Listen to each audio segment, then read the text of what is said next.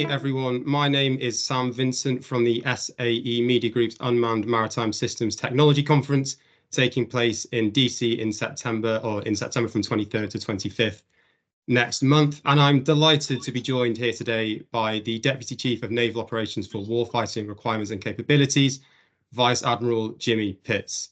Now, Admiral Pitts has very kindly agreed to deliver the opening keynote address at the conference and also to join me here today. So to start with, Admiral Pitts, thank you so much for your support and for taking time today. It's my pleasure, Sam, and happy to be here.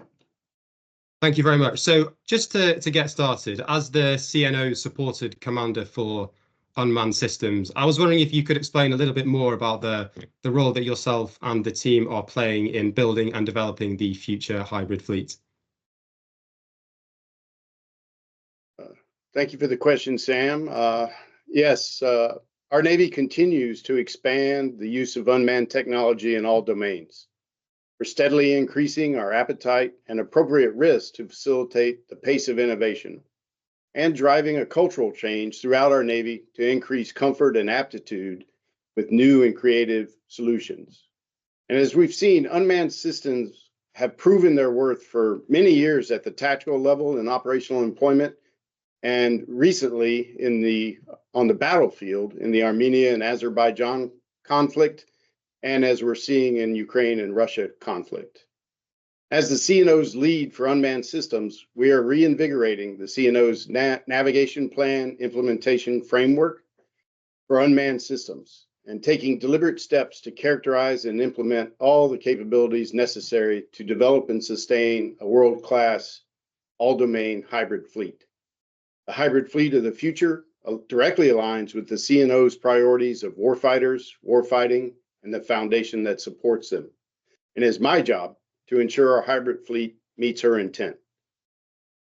The emerging technologies balanced with our larger prototypes and programs of record are creating capabilities that will impose disruption on our enemy's order of battle and economic calculus, while providing our fleet commanders with options to select the most appropriate offensive and defensive weapons to bring to bear.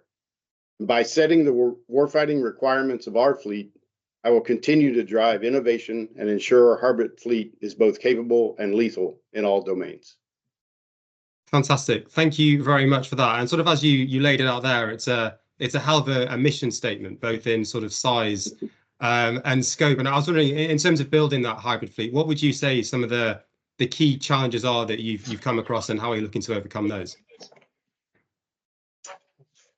In such a large, complex organization as our Navy, some of the key challenges are in both the technology side and in the manning, training, and shaping the culture side to adapt to these new and oftentimes rapidly changing capabilities that unmanned systems bring. On the technology side, associated with many of these unmanned systems, it's progressing at a rate that challenges the speed of traditional implementation. And we are working hard to integrate modular open systems architectures to iterate and integrate sensors and capabilities on a quicker turn cycle, as well as not becoming bound to, say, a single vendor, but providing opportunities for many to compete. And then on the man, train, and equip side, building the hybrid fleet of the future challenges the doctrine, organization, training and leadership, personnel, and facilities of today's Navy. We have to conduct war games, comprehensive analysis, fleet experimentation, and integration of a family of systems. We're also growing our fleet-level organizational structure for unmanned systems. Since the stand-up of Unmanned Undersea Vehicle Squadron 1, we have added the Unmanned Surface Vessel Squadron 1 and Unmanned Surface Vessel Squadron 3, and recently established a robotics warfare rating. In addition to the pace-setting Task Force 59 and 5th Fleet, we have added Task Force 66 and 6th Fleet, and 4th Fleet is our first integrated hybrid fleet. And as you can tell, we are focused on ensuring that our doctrine, organization, training, leadership and education, personnel, facilities, policy, and interoperability are addressed in a synchronized way across the enterprise to enable the broader hybrid fleet. Brilliant. Thank you very much for that. I'm delighted that some of the names you also mentioned there will be able to join us at the conference. And to go back a bit, when you were at N91, you noted that to be a world-class organization, you also need to be a learning organization. Now, that was back in 2021, so 3 years ago. And I was wondering, what would you say that DoD and maybe the Navy in particular has learned since then? The lessons we have learned since 2021 have been invaluable and have driven necessary improvements to navigate towards a hybrid fleet. We have shifted to placing a mission capability focus first with organizations such as our Unmanned Task Force, which has recently transitioned to the Disruptive Capabilities Office. We have a better understanding of the technology gaps and what is required to integrate unmanned systems into the fleet with various task forces. We've learned through rapid prototyping, experimentation, and demonstration how to better understand the state of technology, how to draft better requirements, and to start ConOps development earlier, all to burn down risks.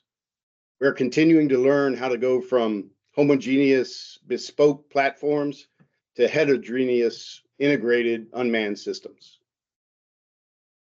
Absolutely, and you touched on it there very briefly as well. But I think from the DCO to replicator, the focus on delivering and developing warfighter capabilities at pace and scale is clear. Now, firstly, why would you say that mission is so vital?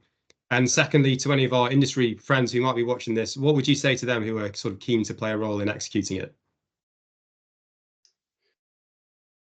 Yeah, Sam. So first, responding to fleet needs at the speed of relevance is vital.